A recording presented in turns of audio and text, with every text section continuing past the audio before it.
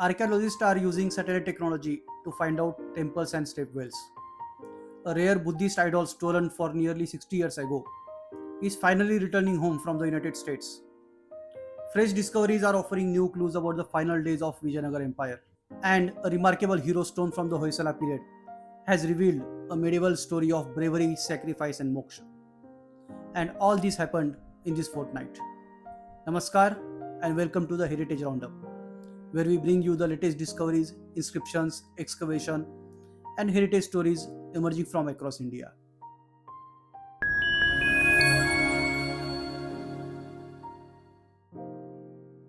There is an interesting update from Lakkundi, a small village in Karnataka. The Directorate of Archaeology, Museum and Heritage is considering taking help of satellite imaging technology to unearth buried monuments in the village. Bengaluru-based National Institute of Advanced Studies or NIAS will be helping them in this attempt. The department said that they are attempting to unearth as many as 101 temples and 101 stepwells using this technology. Lakkundi is a small but historical village in the Gadag district of Karnataka. In the 10th century, it was a major economic and commercial center, hosting mint operations for many kingdoms in South India. The village also became the capital of Hoysalas in the 12th century. Interestingly, this is not the first time Lakkundi has surprised archaeologists. Over the years, many excavations and surveys have been done here, and they have brought to light many temples, inscriptions, wells, and sculptural remains from its glorious medieval past. Every new discovery strengthens the belief that much of the historical settlement may still remain hidden beneath the present-day village. Lakkundi has also made news for one more reason this fortnight. A fragmentary Kannada inscription from the reign of Chalukya Emperor Jagadekamalla II has also been discovered in the historic town. The inscription invokes Lord Shiva and appears to be related to a grant made to a Shaivite temple. Though damaged, it preserves references to administrative divisions such as Tamil Nadu and Masavadi, offering fresh insight into the governance and religious institutions of the area during the 12th century. Today, we see many ancient temples and ruins in and around Lakkundi. However, there is no specific evidence supporting the claim of 101 temples and 101 stepwells. It is a part of folklore that is commonly told in the region. And the Department of Archaeology is trying to verify this folklore using the satellite imaging technology. Earlier, satellite imaging technology was also used for an excavation at Talakadu, the capital of Ganga dynasty. But that was for a very small area of land. Using the technology effectively for a land filled with streets and buildings is really a very challenging task. But let's keep an optimistic view and look forward to project being a success.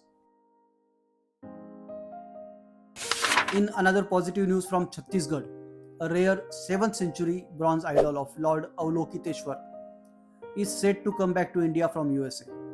It was stolen from a premium museum of Chhattisgarh around 60 years ago, and it was later trafficked to USA. The idol is among the 657 ancient and historical artifacts that are being returned to India from USA. It was discovered during the excavation at the famous Buddhist archaeological site of Sirpur in the year 1939. The 7th century idol was brought to Mahanta Ghasidas Memorial Museum at Raipur for conservation work. On April 15, 1967, it was stolen from the museum. We don't yet know how it was trafficked to USA, how it was smuggled to USA. But we are glad that it is finally coming back home. The return of the Avalokiteshvara idol is part of the much larger effort to reclaim India's lost heritage. To give you a context, before 2014, only 13 stolen antiquities had been returned to India from abroad. But since 2014, the number has crossed 650, making it one of the largest heritage repatriation effort in the country's history.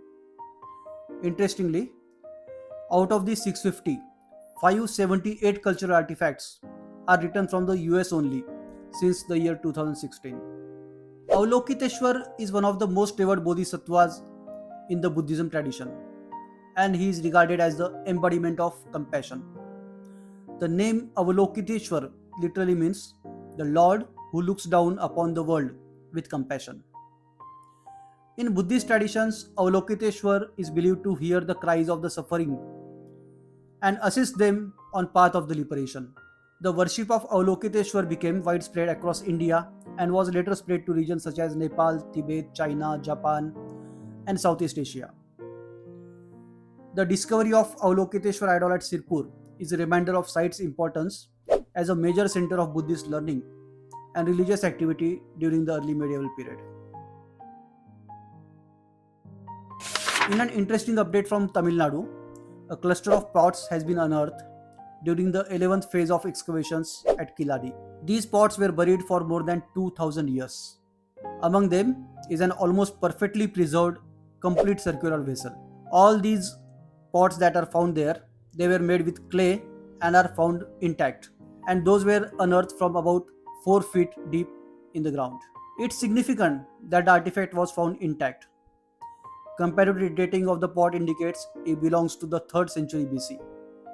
The Keeladi findings point to an urban and industrial settlement that flourished for 800 years from the 6th century BCE up to the 2nd century CD. What makes this discovery more significant is that such vessels help archaeologists in understanding how ordinary people lived 2000 years ago. Kings and wars are often recorded in inscriptions, in writing, but pottery tells us about everyday life, how people stored water, food, grains, and other essentials. Each intact vessel is like a small time capsule from an ancient Tamil settlement. If you enjoy discovering the stories hidden within inscriptions, temples, and archaeological sites, do consider subscribing to our channel. Every fortnight, we bring you carefully curated updates from the world of heritage, archaeology, and Indian history. Your support helps us continue documentation and sharing these stories with a wider audience. So please subscribe to our channel. Moving ahead, there is an interesting update from Hampi. An excavation is going near Hazaram temple of Hampi. In this excavation, ancient Alvar idols and stone pedestals were discovered. Archaeologists believe that the findings could provide valuable insight into the religious and cultural history of the Vijayanagara period. The findings also reflect the strong influence of Vaishnavite tradition and Bhakti movements in the cultural landscape of Vijayanagara. The Alvars were saint poets associated with the Bhakti movement in Tamil Nadu and are revered in the Vaishnavite traditions. Just a few days ago, archaeologists discovered stone roof structures and elephant idols during the excavation work at Hampi. The latest findings have now revealed more damaged and beheaded idols from the Vijayanagara period. Vijayanagara Empire suffered a major defeat in the Battle of Talikote in the year of 1565. Following the fall of empire, several temples and structures were attacked, and thousands of idols and statues of deities were reportedly damaged or destroyed during the subsequent invasions. Archaeologists believe that the idol currently being unearthed during the ongoing excavation may be linked to the turbulent period in this history. Multiple other discoveries in different parts of India also made this fortnight an exciting time for the heritage lovers. A Torugolu hero stone from the period of Hoysala king Vishnuvardhana was discovered in Mandya district of Karnataka. Turugolu means battle for cattle. So this hero stone is a memorial stone sculpted to commemorate the bravery and sacrifice of a hero who died while fighting to protect cattle in the 12th century. The stone also consists of an inscription. The inscription depicts royal epithets of King Vishnuvardhana, describing him as possessor of the 5 great sounds. Here, 5 great sounds refer to the ceremonial sounds of instruments such as the drum, conch, kettle drum, trumpet, and veena. This is a very interesting reference to the musical instrument that were of importance in the Hoysala era. And it also shows the importance was given to music during the royal ceremonies. This hero stone consists of 3 panels, like in case of many other Virgallus. In the lowest panel, the hero is depicted stabbing an opponent in the chest with a dagger, while the opponent holds a bow. Behind the hero, four cows are sculpted to indicate that the battle was fought for cattle. Here we can understand how much importance was given to the animals as well in that time of era. In the middle panel, the celestial maidens are depicted taking the fallen hero to Kailasa. In the uppermost panel, the dead hero is depicted seated before a Shivlinga with folded hands in reverence after attaining moksha. Above the Shivlinga, relief sculpture of sun and moon are carved to symbolize that hero's bravery and sacrifice will endure as long as the sun and moon exist. An inscription related to medieval history of southeastern India was discovered at Undavalli village in the Guntur district of Andhra Pradesh. The stone inscription is dated to 1526 CE or the Shalivahan Shake year of 1448, coinciding with the reign of Suryavamshi Gajapati Emperor Prataparudra Deva. Inscribed in Telugu script and using both Telugu and Sanskrit language, the epigraph records the construction of the temple dedicated to Bhaskareshwara by four individuals. The inscription mentions the grant of flower garden containing mango, vilva, amalak and other trees, along with land grants for maintenance of daily worship at the Bhaskareshwara temple. Although related primarily to the temple donation, the inscription also bears immense importance with regard to the shared political history of the region, particularly because of the date February 26, 1526 CE. Why this date is very important? Let me tell you. According to several historical records, a treaty had earlier been concluded between the two powerful Hindu kingdoms of that time, the Vijayanagaras and the Kalinga. This treaty was done following a fierce conflict that continued for nearly 7 years. The forces of the Vijayanagara Emperor Krishnadev Raya defeated the Kalingan army of the Gajapatis by around 1519 CE, after which a treaty had been established. Remember the year 1519, 1519. And the stone inscription that was found is from 1526, around 7 years after this treaty was done. As per the agreement, the territories south of river Krishna remained with Vijayanagara Empire, while the regions north of the river would continue under the Kalinga rule. However, the newly discovered inscription reveals that Gajapati Prataputra Deva may not have continued to abide by the conditions of the treaty over time.